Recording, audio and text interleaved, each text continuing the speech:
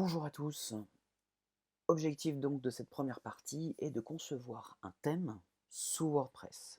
Comme sujet, nous allons utiliser une pizzeria. On va devoir concevoir la totalité du site, à la fois en termes de design, mais également en termes de contenu.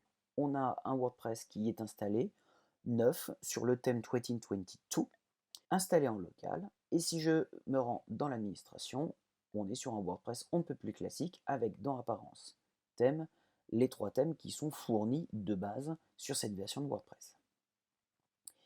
Ils sont installés, ces thèmes, dans le dossier correspondant à mon projet. Donc ici, on a bien un WordPress, tous les fichiers d'un WordPress. Dans le dossier WP Content, on a bien un dossier par élément thématique, vos téléchargements, les mises à jour, les plugins, les extensions que vous installerez, mais également ici le dossier thème. Dans le dossier thème, on retrouve les trois thèmes qui sont installés par défaut.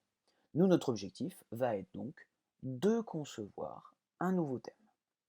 Pour concevoir un nouveau thème, on va ouvrir notre dossier thème dans notre éditeur de code. J'ai simplement à glisser mon thème, le dossier thème, dans la partie projet. Et ici, on va pouvoir commencer à créer notre thème. Alors, ça va commencer par quoi?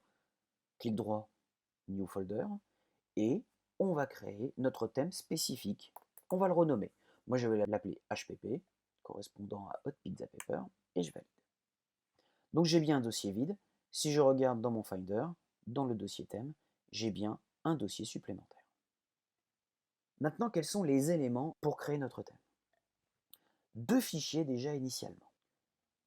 Je vais créer un nouveau fichier, et ce fichier, ça va être index.php. Pourquoi .php?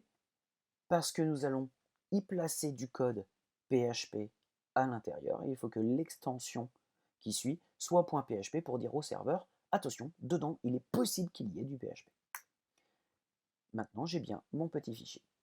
Un deuxième fichier sera indispensable, new file, et ce sera style.css.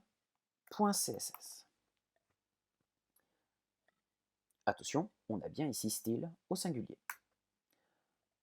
Le fichier style, il est évident qu'il va contenir notre style, mais pas que. Il faut savoir que WordPress va lire ces différents fichiers d'une certaine manière pour en obtenir des informations. En effet, quel est le véritable nom de notre thème? Qui en est l'auteur? Quelle est la version? Etc. Donc, le fichier style va toujours démarrer par un ensemble d'éléments en commentaire. Donc, je vais mettre slash étoile étoile slash, et à l'intérieur, je vais écrire les premiers éléments. Déjà, dans un premier temps, je vais marquer thème. Name. Attention donc bien à la syntaxe. Deux points. Et donner le nom du thème que je veux lui attribuer. Hot Pizza Pepper. C'est par ce nom-ci que votre thème apparaîtra dans l'administration. Ensuite, on va choisir des éléments qui ne sont pas forcément obligatoires, comme thème URI. Là, vous pourriez renseigner l'URL de votre thème, où est-ce qu'il est téléchargeable. Ensuite, vous allez avoir description. L'auteur, vous pouvez y placer votre nom, et auteur URI, donc ce sont des choses qui ne sont pas du tout obligatoires, mais là, vous pouvez marquer l'URL de votre propre CV en ligne.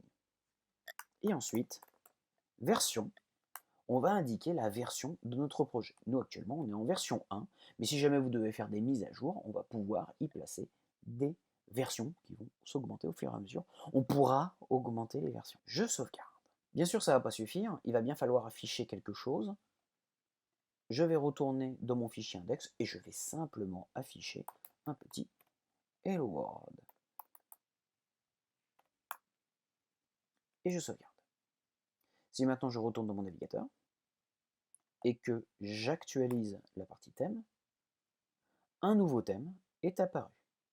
Thème que je vais pouvoir activer. Absolument aucun problème. Si jamais il y avait des problèmes dans le thème, s'il n'y avait pas forcément toutes les informations renseignées, il refuserait l'activation du thème.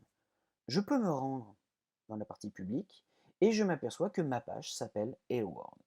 Si je reviens un tout petit peu en arrière, je peux me rendre sur une page, et me rendre sur une page spécifique. Je fais voir. Et là, je m'aperçois également que, malgré le fait que j'ai changé d'URL, je suis bien avec l'affichage Hello World.